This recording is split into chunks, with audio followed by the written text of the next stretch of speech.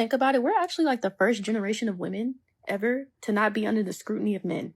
Like we're not. No, you're always under the scrutiny of men. The only difference is now you can have your own financial independence fully. You're not the first generation necessarily. You're the first generation that indulges in it heavily. That's the difference.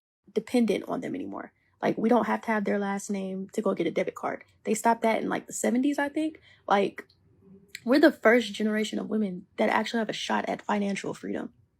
And I This is purely a subjective view. Women have had the ability to own property for many, many years, right? Beyond this. So this idea is primarily a feminist narrative, of course. A narrative that's designed to paint women as victims so they can acquire power. That's all it is. think that's probably why we're under so much scrutiny, right? Like the my body, my choice, the Roe versus Wade thing, all that's like getting stripped from us because we have autonomy now. We can do it. And it's just like, it's just kind of cool to see like some girlies are becoming doctors, some girlies are taking the entrepreneur route, some girlies are just straight kicking ass in every department. It's just like, You can say this from a masculine perspective, but from a feminine perspective, not kicking ass at all. If anything, they're going backwards. Everybody has a role in society, of course. Now we're trying to say that nobody's role is rigid. Anyone can do whatever they want. And obviously, there's going to be changes or consequences, ramifications, however you choose to view it. I think we're setting the tone. Like, I don't know. Have y'all noticed that? All you're really doing is setting the tone for feminine supremacy.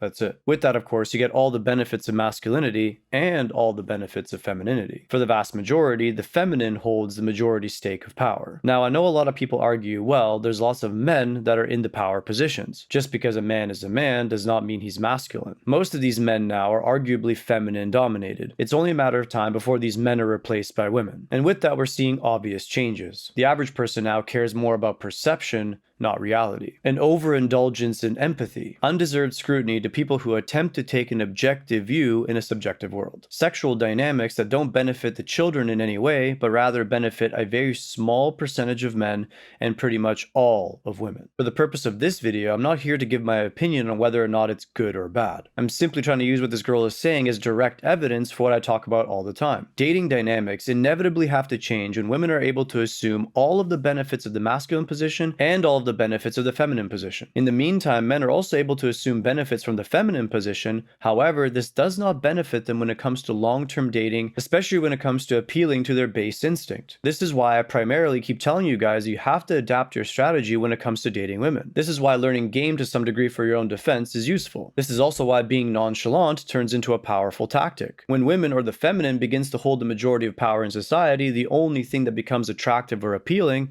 is novelty. That novelty can really only be achieved from hyperabundance, or at least the perception of that abundance. Once again, I'm not here to say that I like it or that I prefer it. I'm just letting you know that this is the best strategy moving forward. In order to be viscerally attractive to an independent woman, you now have to be even more independent and more capable than any of our grandfathers in the past. You have to be more indifferent to the outcome, and you also have to be much more secure. The majority of men go towards the other, more feminine direction. This, of course, leads to unstable dating outcomes. An example of this is divorce court disproportionately benefiting women. Meanwhile, the divorce rate is increasing. Once again, in this video, I'm not here to claim that girls having autonomy is necessarily a bad thing. The main point I'm trying to make is that you have to adapt to these changes to have a fighting chance. If you're one of the majority of guys that believes this isn't necessary, you're just coping. If you like this video, like and subscribe. Don't forget to check my links in the description below.